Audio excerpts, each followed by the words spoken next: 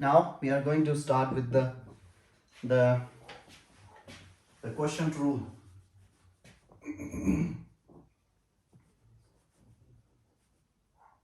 Means if you have things like this, a function divided by a function, there are two functions and they are in this relationship, then how to apply the derivative on it? Going in the same pattern as we did for the product rule. So we will follow the same pattern, and I'm going to assume that suppose u equals to f of x and v equals to g of x. So I am assuming two functions in the similar way which we have done yesterday about the product rule. So of course, when there is a change delta x in this x, then this simply means there is a change in the u and there is a change in the v, because we are assuming that there is a change in the x, and x is responsible for a variation in the function. So if x changes, the function will change, and if the function changes, of course the symbol of the function also gives us some kind of change. So there is a small change, and you already know that by delta x, or by using the alphabet h, smaller h, we always mean that this change is very small. With the naked eye, we do not see any change, but actually there is a change, and it's a kind of a change which almost approaches zero. Anyways, so now I want to write these two things in the form of a question. So it will be like this: u divided by v, f divided by g, both are equivalent. Now if I want to know the change in this quotient, then it is simply equal to the change u plus delta u divided by v plus delta v minus the original u and v. Just like yesterday, this is the original position and this is the position after this small change. So I want to know that if this was the original position of the guy and he moved to this position, then this is actually u, and this whole thing is u plus this smaller portion delta u. So I want to know only this one, so it simply means the bigger one minus the smaller one. But now I have the things in question, so I have written the same thing just like yesterday.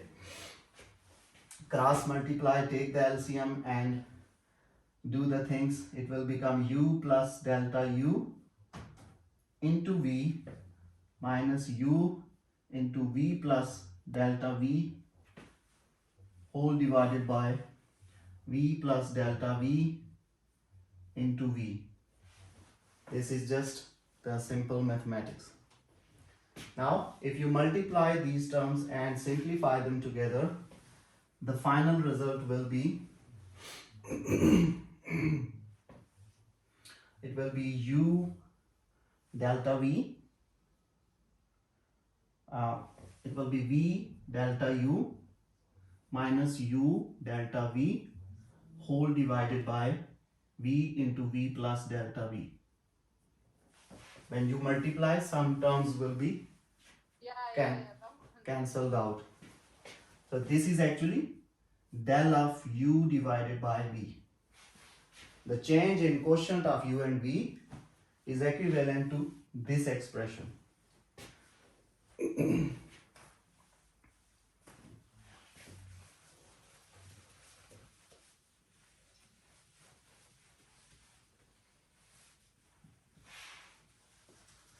Now I'm going to apply the same rule of the limit, that I'm going to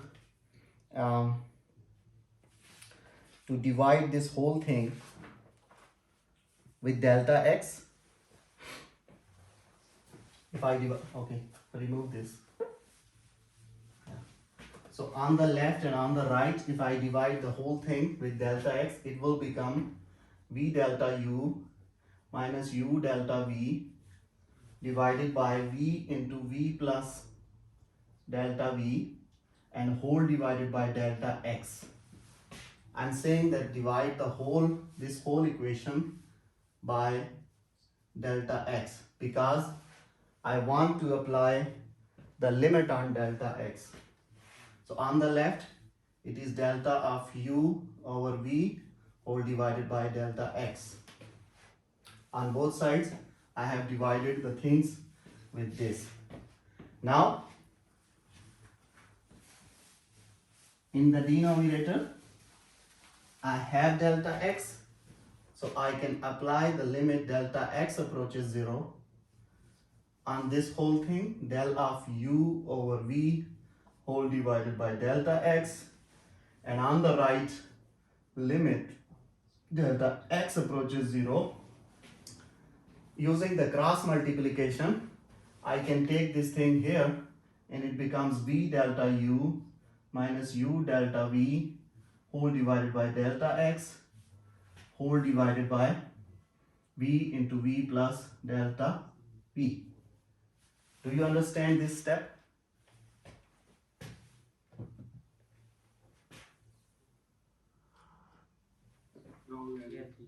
You got it? I didn't understand. You didn't understand? Yeah, please. You didn't understand how it is coming? Yeah. Okay. If something is like this, a divided by b divided by c, then when you want to switch them together, similar to, okay, here, a divided by b divided by c divided by d. So what is this? This is actually a divided by b, and you can take this there and it switches like this. But here, this is actually the similar thing divided by 1.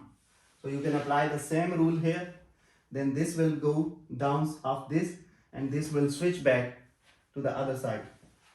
You can check it according to this. This is the basic algebra. Now, this whole thing, in the denominator, it has delta x, and upstairs, it has these two values. I can split them together. It becomes limit delta x goes to 0, v delta u divided by delta x minus u delta v divided by delta x, and whole divided by limit delta x goes to 0, v into v plus delta v. So I just simply applied the limit on the numerator and denominator separately, and I have splitted these terms separately, just basic addition things.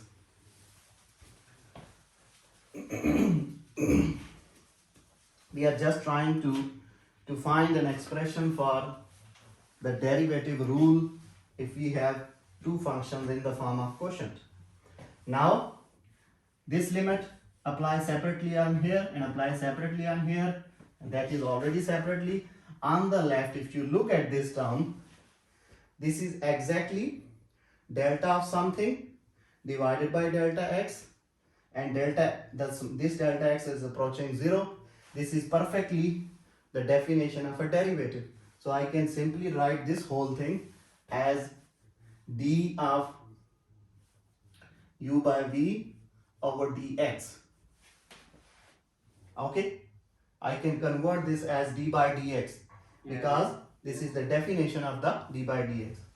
On the right, when I apply limit to the first part of the numerator, you can see v is outside and limit is applied on the limit delta x approaches 0, delta u divided by delta x, minus similarly u is outside and limit delta x approaches 0, delta v divided by delta x, and downstairs we have limit delta x approaches 0, v into v plus delta v.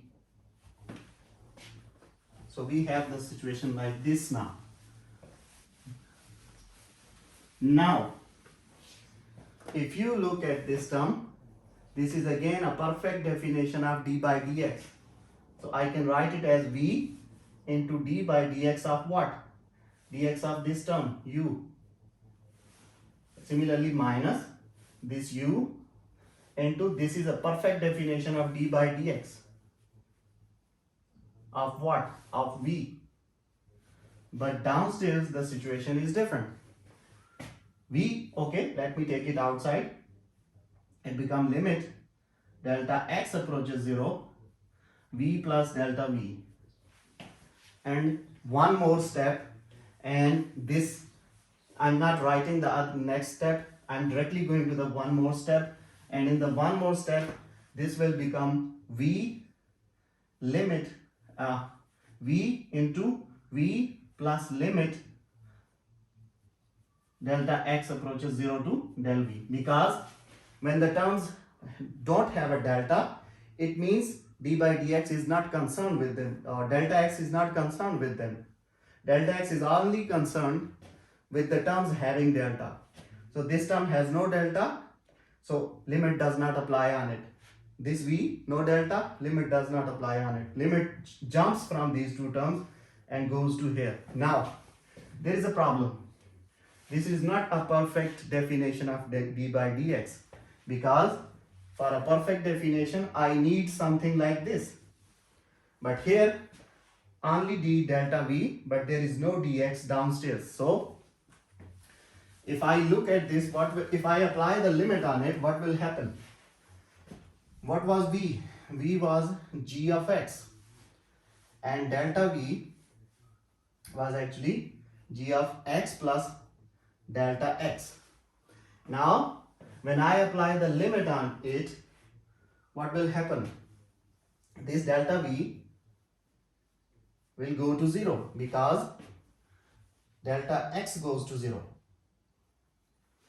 If delta x goes to 0, because this is not a perfect definition of the delta x, so this term goes to 0, and we only left with v d by dx of u minus u d by dx of v, and downstairs this term is cancelled, v into v is v square. Now this is what? On the left it is d by dx of the function f over g, u is f, v is g. On the right, v is the function g, du by dx is the derivative of the function f, this minus u is the function f into dv by dx is the derivative of the function g, and whole divided by v is g, so g square. Means if you have two functions in this form, f divided by g, then the whole derivative will work like this. The term which is in the denominator, it will get a square, and on the upper side it will be like keep the term in the denominator, keep it as it is, and apply the derivative on the upper term. Similarly, put a negative sign and keep the upper term as it is, and on the down terms apply the derivative. This is a similar formula to the product rule. The derivation is totally similar. You can check back the product rule derivation. Both are exactly similar concepts, similar geometry is coming here. But in the product rule, what we got? We got fg dash plus gf dash. This was the product rule. But in the form of quotient, we will apply this rule. Any question? No, no question.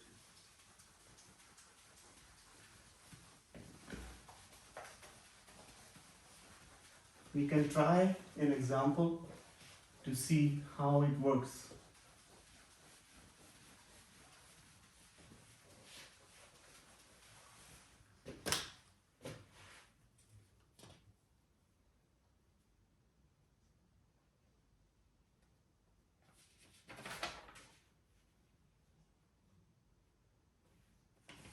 Okay.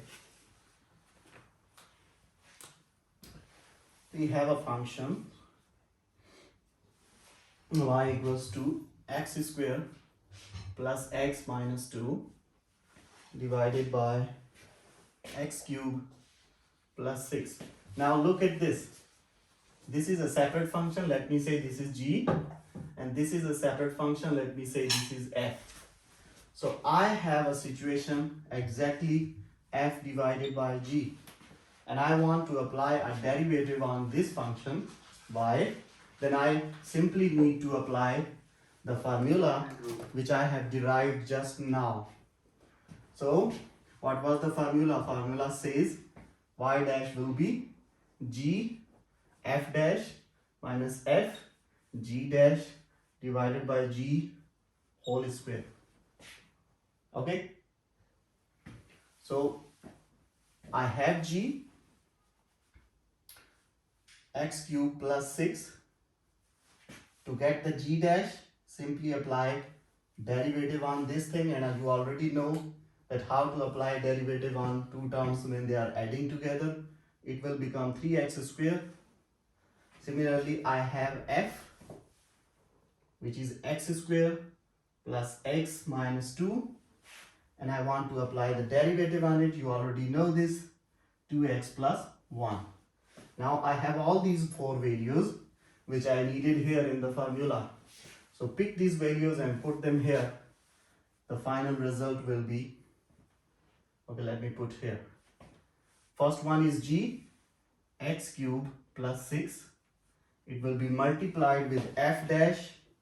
F dash I have here. It is 2x plus 1. Then from the formula there is a negative. Then I need f. I already have it. X squared plus x minus 2 into g dash. I have it here. It is 3x squared whole divided by this thing square.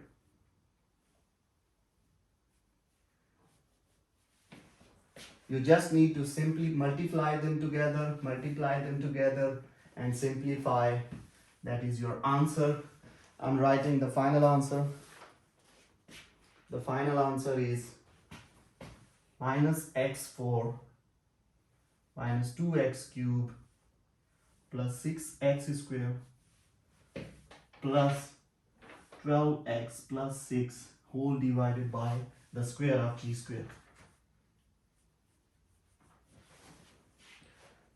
So the simple thing is that when you have two functions in the form of quotient, you will apply this rule. When you have two functions in the form of product, you will apply the formula which we derived yesterday. Any question? No, no question.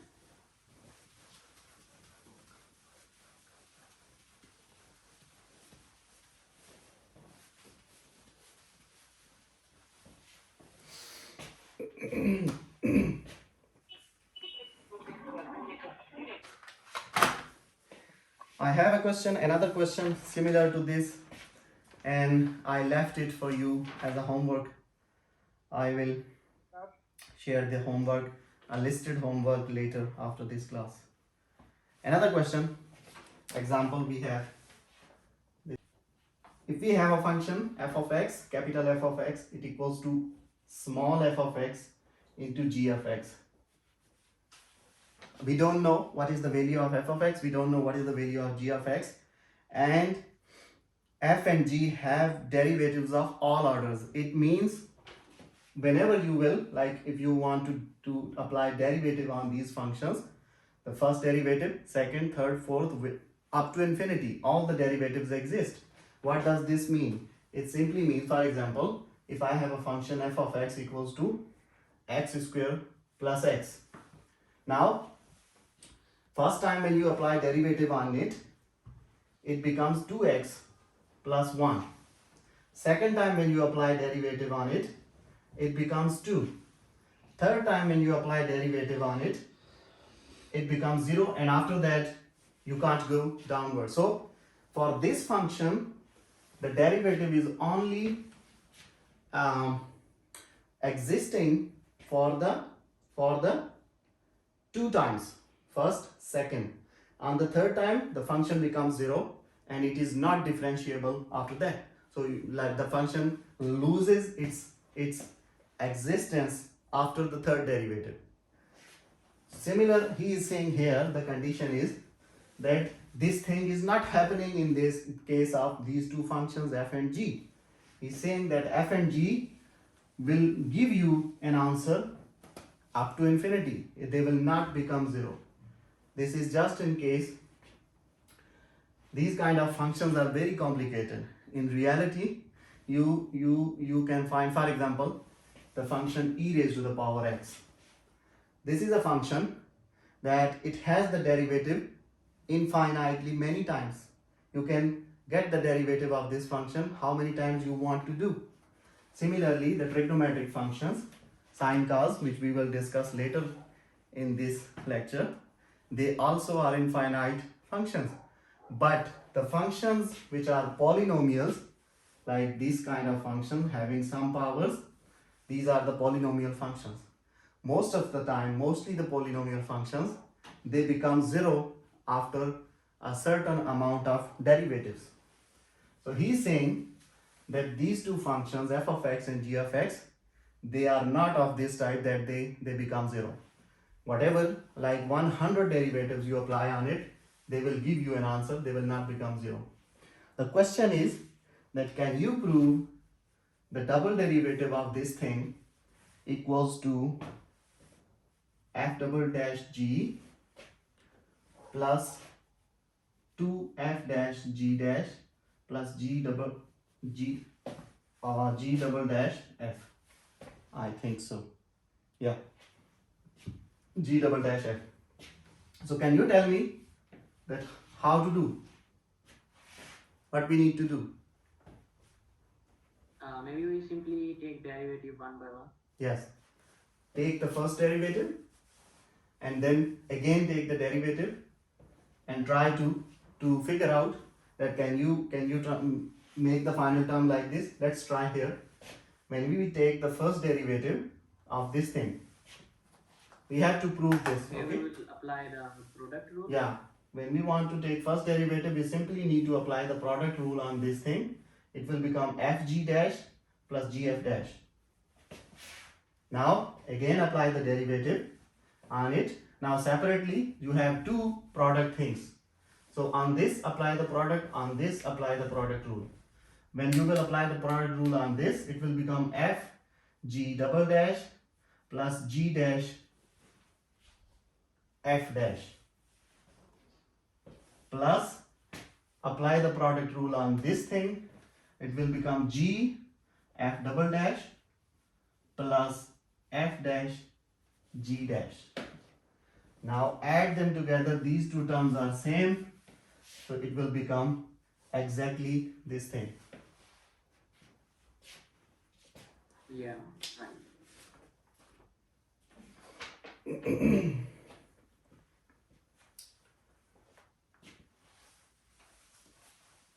Nizamuddin has shared a picture in chat box.